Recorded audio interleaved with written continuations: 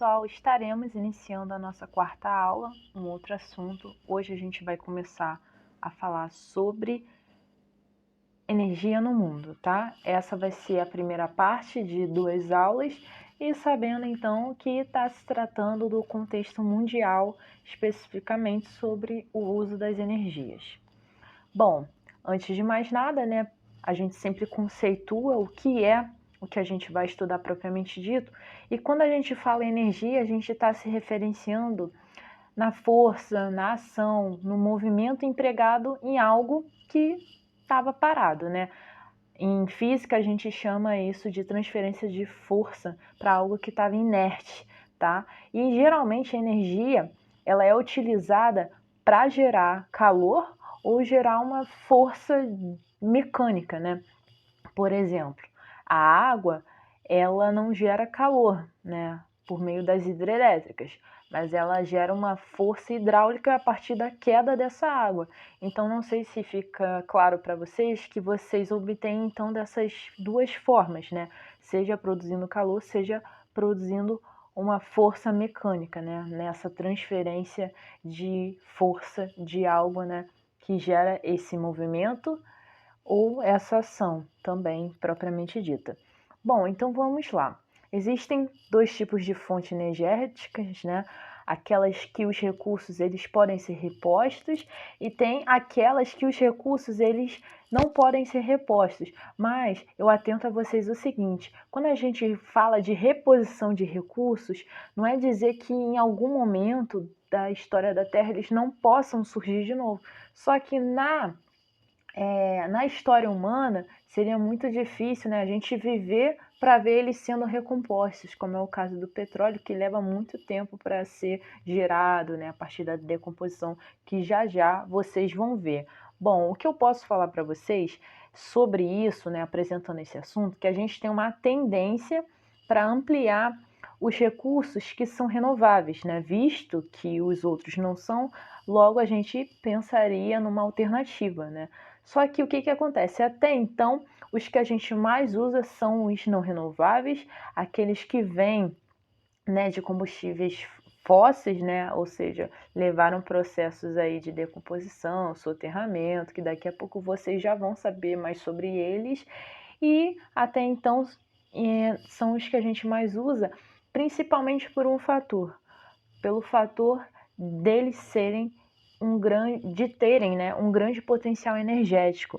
E outro fator também que a gente pode mencionar é que conforme, né, a gente pensa nas renováveis, nas energias alternativas, a gente precisa pensar em ciência e precisa pensar aí em investimento tecnológico, ou seja, um país que pensa de forma alternativa, ele tem então um compromisso, né, de investir no campo do conhecimento e no campo, né, do avanço tecnológico. Então, esse é um fator que faz com que, por exemplo, quando você olha esse gráfico aqui embaixo, a geração mundial, vocês veem em azul aí o carvão, que não é renovável, o gás natural, que não é renovável, e o petróleo e seus derivados, que não é renovável, sendo as principais fontes de energias mais utilizadas em todo o mundo. E aí você pega o caso do Brasil e até vê uma certa diferenciação. A gente usa assim muito petróleo, usa assim muito gás, né?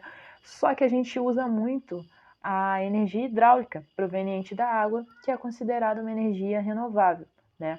E aí isso é um fator de diferenciação aqui da gente também. Outro fator de diferenciação, se vocês observarem esse gráfico, é que os derivados da cana também têm uma grande porcentagem. E aí vocês vão ver que o derivados da cana, ele também é renovável, afinal, a vegetação é renovável. Então a gente vê aí, por exemplo, a água é um recurso renovável, o vento é um recurso renovável, a vegetação, como é o próprio caso da cana, é renovável. E aí a gente tem o carvão sendo não renovável, né? O petróleo não renovável, o gás não renovável, e é justamente sobre esses que a gente vai falar, tá? Bom, a primeira coisa que a gente pode falar enquanto fonte de energia é que o carvão ele foi o primeiro a ser utilizado naquele contexto de primeira revolução industrial, né? Afinal, conforme aumentou a necessidade de produção de energia, na verdade, conforme aumentou a maior quantidade, né, de uso energético, precisou que se aumentasse também a maior produtividade do mesmo. Aí vocês veem, por exemplo, o trem a vapor, né, as indústrias usando, né, o carvão mineral como queima do carbono, né, que ele tem para gerar o calor, né, ou seja, para gerar energia. E o carvão, gente, ele é um combustível fóssil porque ele vem de rochas soterradas de muito tempo.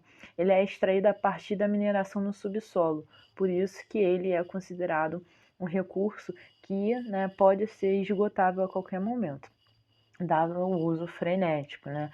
E aí, por ele gerar calor a partir do carbono, vocês veem ele muito em termos elétricas e também em indústrias siderúrgicas. E aí, as maiores reservas a gente vê na Rússia, 50%, e os Estados Unidos usa 30% de de todas as reservas de carvão mineral. E os Estados Unidos, além de deter uma das maiores reservas, né, grande porcentagem, também é o maior consumidor. Isso é um fator de diferenciação aí, sendo, né, duas grandes potências mundiais. Gente, outro grande, né, elemento, uma outra grande fonte de energia muito utilizada não só em países desenvolvidos, como é o caso da Rússia, né, como é o caso dos Estados Unidos, mas em países do Oriente Médio, em países da América Latina e o nosso caso também Brasil. A gente se utiliza muito do petróleo, que não só é voltado para combustíveis, a gente não só usa em automóveis, por exemplo, e em transporte no geral, a gente usa para produzir outros tipos de produtos, e aí eu coloquei até em um dos tópicos aqui. É utilizado para combustível, produtos químicos e farmacêuticos, mas às vezes até uma roupa tem imbricado aí um elemento a partir do petróleo. Cosméticos também podem ter elementos provenientes do petróleo. Então, o petróleo ele se torna aí uma fonte não só de energia, mas de matéria-prima também muito importante. E na natureza você encontra ele em estado oleoso, ele é um produto extremamente inflamável, é a nossa principal fonte mundial, não só, como eu falei, não só do Brasil, mas de todo o mundo. Né? Você encontra jazidas, né, em diferentes lugares espalhados pelo mundo e ele vem da transformação da matéria orgânica dos oceanos e dos mares sob pressão de sedimentos. O que isso significa? Que precisou-se, né, aquela camada de solo, aquela composição orgânica, ela por muito tempo ser decomposta, ser pressionada, ser soterrada até gerar esse líquido oleoso que a gente, né, utiliza. E outro fator que até o livro de vocês menciona é que existe uma organização dos países exportadores de petróleo, inclusive a maior parte desses países são do Oriente Médio, onde você encontra as maiores reservas de petróleo do mundo, só que tem aí o pezinho da Venezuela, que também tem grandes jazidas de petróleo. Então, em função de ser a principal fonte, geralmente várias crises são geradas em função dos altos valores do barril, como foi o caso da primeira crise do petróleo, né? Em função, inclusive, dessa organização aí desses países. E aí, se vocês tiverem curiosidade, vale a pena pesquisar. Bom, a gente tem o gás natural, que vocês também podem encontrar o gás onde vocês encontram o petróleo, porque também é de origem fóssil. E aí, ele dessa forma não se encontra enquanto renovável, ele é não renovável. Só que o gás natural, no caso, ele também pode ser obtido através da queima da biomassa. No caso, por exemplo, vocês vão ter o biogás, que aí pode ser considerado como renovável. E aí, diferente do petróleo, ele está em estado gasoso, mas também foi, né, gerido através da pressão de alta temperatura lá no interior, lá no subsolo, tá, gente? E tem grandes possibilidades que se esgote aí essas jazidas em 100 anos, então realmente a dependência dele pode gerar grandes crises, né? E no caso do Brasil, a gente importa, traz de fora mais do que realmente tem, né? A gente, por exemplo, importa da Bolívia e, né, através a forma de transporte, como até a gente como vocês já devem ter visto em aulas anteriores, o transporte utilizado para a transferência, para o deslocamento desse produto é através dos gasodutos. Vocês observam aqui no Brasil vários dutos, né, passando, por exemplo, na Dutra, da empresa Petrobras, que é justamente a transferência aí do gás natural. Gente, por fim, temos a energia nuclear. Não é muito utilizada no nosso país, mas ela é utilizada não só para fins de produção energética, mas para produzir poderio militar. O que isso significa? A energia nuclear, né, proveniente do urânio, por exemplo, ela não só é produzida a partir de usinas termonucleares, elas não só são usadas como combustíveis, mas elas são usadas também para produzir armamento.